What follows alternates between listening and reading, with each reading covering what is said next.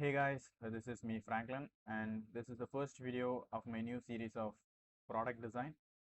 So I'm gonna show you a simple vase like this because since it is the first video, I'll start with a very basic one.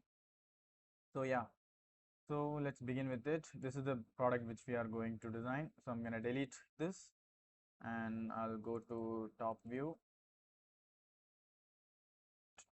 So first I'm gonna use a point, then I will draw a circle and give 10 centimeter radius. Then I will draw a line here, and in this line I will make 1 centimeter radius of a small circle, and then another circle somewhere here at point 6.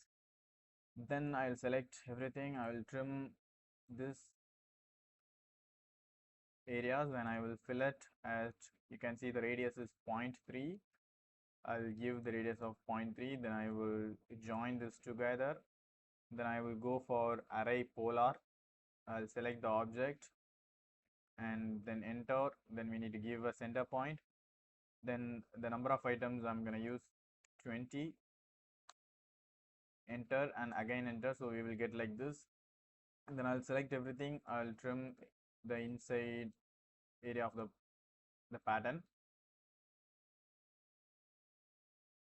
So once we trim it, it will be like this. So I'm going to select everything and then I will join. Then I'm going to go to the perspective view. Here what I'm going to do is I'm going to draw a line, center line like this. It should be in the vertical. You can see like here, and then again I'm going to draw another line. So for this I'm going to use this interpolate curve. So this also will be in the z-axis. So I'm going to use 85 for the height, which means 85 centimeters. Then you can see there is 2 points here. So what I'm going to do is I'm going to use this point, select this, and I'm going to use this gumball to move at, like, say 30, and this one will be minus 13. So we will get a shape like this. Then what I'm going to do is I'm going to select here and I will move it to this point, and after that I'm going to use rail revolve command. Type rail revolve. First we have to select the profile curve, which is the bottom one. Then we have to select the rail curve, and after that you can see here we need to select the rail revolve axis. For that I'm going to use this line.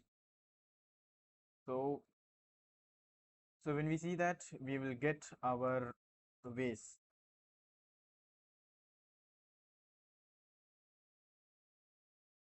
So that's it for today guys. I will see you on the next video. Thank you for watching.